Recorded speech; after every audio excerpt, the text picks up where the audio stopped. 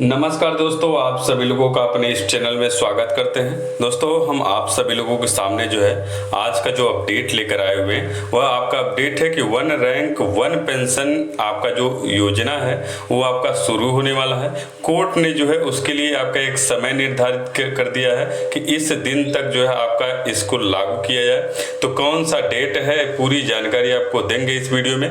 और कई परीक्षाओं की जो परीक्षा तिथियां वो टकरा गई हैं, जिसकी वजह से जो है छात्र जो है परेशान है। तो किन किन परीक्षाओं का जो है आपका परीक्षा तिथि एक ही डेट में आपकी पड़ गई है, उन परीक्षाओं को हम बताएंगे।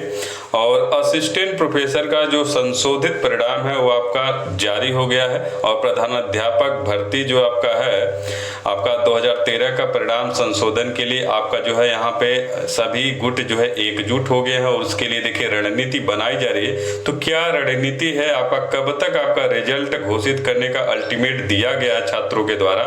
और उसके बाद जो अगला आपका अपडेट होगा कि आवश्यक अर्हता नहीं होने की वजह से जो आवेदन है वो निरस्त हो गए हैं। तो कहां पे आपका ऐसा हुआ है, पूरी जानकारी आपको इस वीडियो में मिलेगा।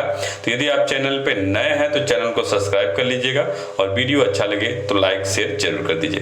तो यहाँ पे देखिए वन रैंक वन पेंशन का जो योजना है बहुत दिनों से जो है कर्मचारियों के द्वारा जो है लागू करने की बात कही जा रही थी, लेकिन वह समय आपका आ गया है और कोर्ट ने भी यहाँ पे उसके लिए जो समय भी दे दिया है। तो यहाँ पे देखिए 15 दिसंबर तक जो है वन रैंक वन पेंशन लागू हो, कोर्ट ने यह कहा है।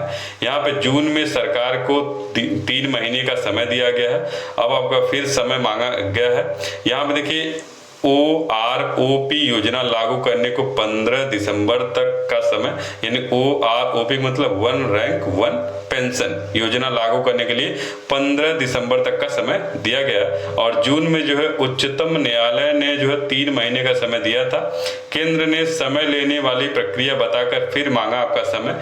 यहाँ पे देखिए कहा गया है कि यहाँ पे शीर्ष कोर्ट ने जो है शुक्रवार को केंद्र को जो है वन रैंक वन पेंशन यानी OROP योजना को लागू करने के लिए समय को जो है 15 दिसंबर तक बढ़ा दिया है। असल में सरकार ने कहा था कि पेंशन का पुनः निर्धारण एक समय लेने वाली प्रक्रिया है। OROP योजना को मंजूरी देने वाले 16 मार्च के फैसले में जो है न्यायालय द्वारा निर्धारित समय सीमा समाप्त होने से ठीक पहले केंद्र ने जून में 3 महीने का समय विस्तार मांगा था।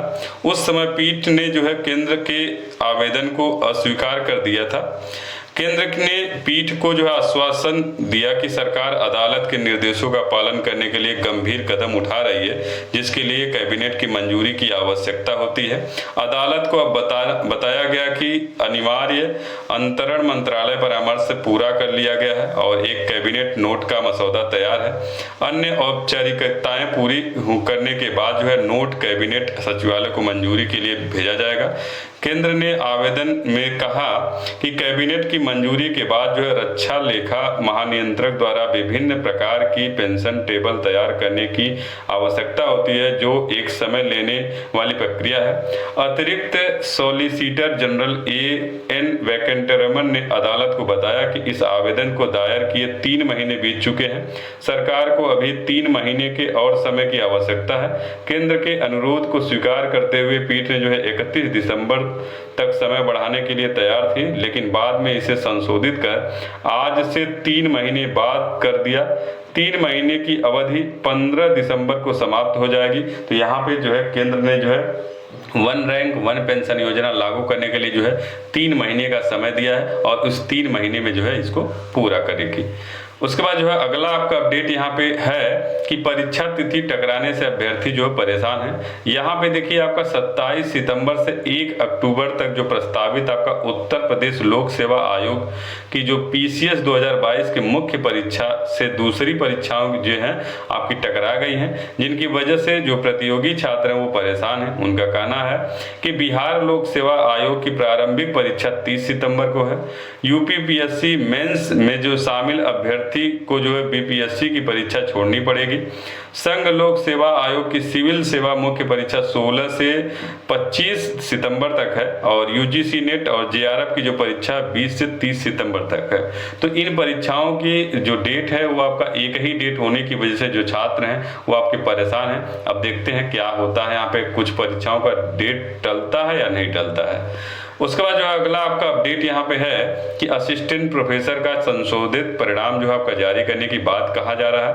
यहाँ पे देखिए इलाहाबाद हाईकोर्ट ने जो उच्चतर शिक्षा सेवा आयोग को असिस्टेंट प्रोफेसर अर्थशास्त्र परीक्षा में ओमार सीट जांचने में हुई गलतियों को सुधारने के लिए संशोधित परिणाम शीघ्र जारी करने का निर्देश दिया है। यहाँ पे आयोग ने परिणाम को यह कहते हुए चुनौती दी थी कि आयोग ने जो ओमार सीट जांचने में गलती की है जिससे अभ्यर्थी को कम अंक मिले और वह चयन प्रक्रिया से बाहर हो गए। याचिका का कहना है कि असिस्टेंट प्रोफेसर अर्थशास्त्र पद के लिए जारी विज्ञापन संख्या 50 के तहत उसने आवेदन किया था। लिखित परीक्षा में उसने 74 प्रश्नों के सही जवाब दिए थे जिसके लिए उसे जो है 155.79 अंक मिलने चाहिए थे, लेकिन उसे सिर्फ 153.68 अंक दिए गए। इससे वह चयन से सूची से बाहर हो गया।